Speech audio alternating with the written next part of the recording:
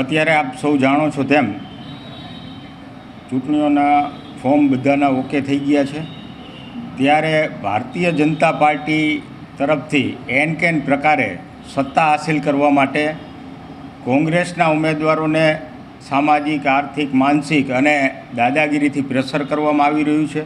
ત્યારે અમારા 4 મહાનગરપાલિકાના ઉમેદવારોને અમારે અજ્ઞાત સ્થળે મોકલવા પડ્યા છે, જેને છેલ્લા 2 દિવસથી આ ખૂબ ટોર્ચરિંગ કરવામાં આવી રહ્યું હતું।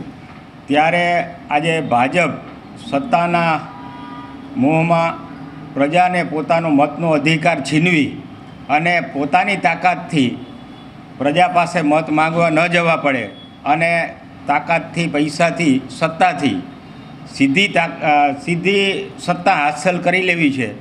ત્યારે મોરબીની પ્રજા આજે કોંગ્રેસ પાર્ટી સાથે છે અને એ જ ડરથી ભારતીય જનતા પાર્ટી કે લોકો આજે ભાજપથી દૂર થઈ રહ્યા છે।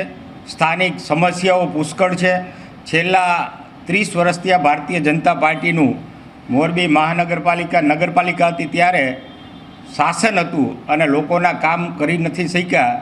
ત્યારે આજે હારના ડરથી પોતે આર્થિક, સામાજિક અને માનસિક ટોર્ચર અમારા ઉમેદવારોને આપી અને પોતાની સત્તા બિનહરીફ રીતે હાંસલ થાય એના માટેના પ્રયત્નો ભારતીય જનતા પાર્ટી કરી રહી છે। ત્યારે મોરબીની જનતા ખૂબ સમજુ, જાગૃત અને તાકાતવાળી જનતા છે, ખંતીલી જનતા છે। ત્યારે આજે આપના માધ્યમથી હું કહેવા માગું છું મોરબીની જનતા અને સમગ્ર મોરબી જિલ્લાની જનતાને કે આ ભારતીય જનતા પાર્ટી પોતાના સત્તાના મોહમાં એટલી બધી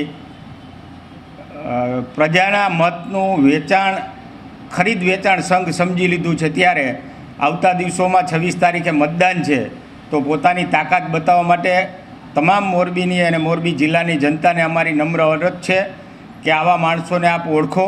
આપના નાના મોટા પ્રશ્ન હોય એના માટે ખરેખર નગરપાલિકામાં તમારા મતથી મોકલેલો ઉમેદવાર નગરપાલિકામાં પહોંચવો જોઈએ, જેથી કરીને તમારા વિસ્તારના કામ થાય। એના માટે નહીં કે પૈસાથી કે તાકાતથી પોતાની સત્તા હાંસલ કરી અને તમારા મતનો ઉપયોગ ન કરી શકો।